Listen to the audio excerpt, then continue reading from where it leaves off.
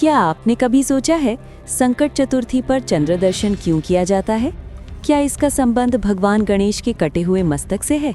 और उस कटे हुए मस्तक का क्या हुआ? आइए देखते हैं। इस रहस्य का उत्तर मिलता है शिव पुराण में, और कुछ मान्यताओं में छिपी है एक अद्भुत आस्था की कहानी। शिव पुराण रुद्र संहिता कुमार खंड के अनुसार माता पार्वती ने अपने तन के उपटन से एक दिव्य बालक की रचना की, उसे जीवन दिया और स्नान करते समय उस बालक को द्वार पर पहरा देने का आदेश दिया। और तभी उसी समय भगवान शिव वहां आए और पिता पुत्र के बीच शुरू हुआ संग्राम। शिवगणों ने बालक को समझाया, पर वो अडिग रहा। उसे नहीं पता था कि जिन्हें वो रोक रहा है वे स्वयं महादेव हैं।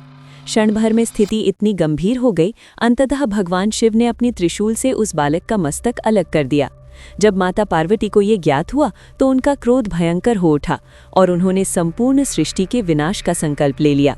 महादेव ने आदेश दिया, उत्तर दिशा की ओर जाओ, जो प्रथम जीव मिले उसका मस्तक ले आओ। गणों को एक हाथी मिला, उसका मस्तक लाकर बालक के शरीर से जोड़ा गया और वही बालक बने विघ्नहर्ता गजानन, प्रथम पूज्य श्री गणेश। ये कथा हम सभी जानते हैं, परंतु सवाल ये है कि बालक का जो सिर कटा था वो कहाँ है? शिव पुराण में मूल मस्तक को पुनः स्थापित किए जाने का कोई स्पष्ट उल्लेख नहीं मिलता, और यहीं से आरंभ होती है लोक मान्यताओं की एक रहस्यमयी धारा। कुछ मान्यताओं में कहा जाता है कि गणेश जी का मूल मस्तक चंद्रमंडल से जुड़ा हुआ है, और आस्था की परंपराओं में ये विश्वास आज भी जीवित है। संकट चतुर्थी की रात्रि में चंद्र दर्शन कर अर्घ्य दिया जाता है। ऐसी मान्यता है कि उस दिन चंद्रमा को साक्षी मानकर गणेश जी की उपासना करने से सभी संकट दूर होते हैं।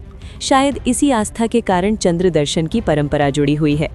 तो क्या सच में संकट चतुर्थी पर चंद्र दर्शन का संबंध गणेश जी के पहले मस्तक के दिव्य रहस्य से है, या इसके पीछे कोई और गहरा कारण छिपा है?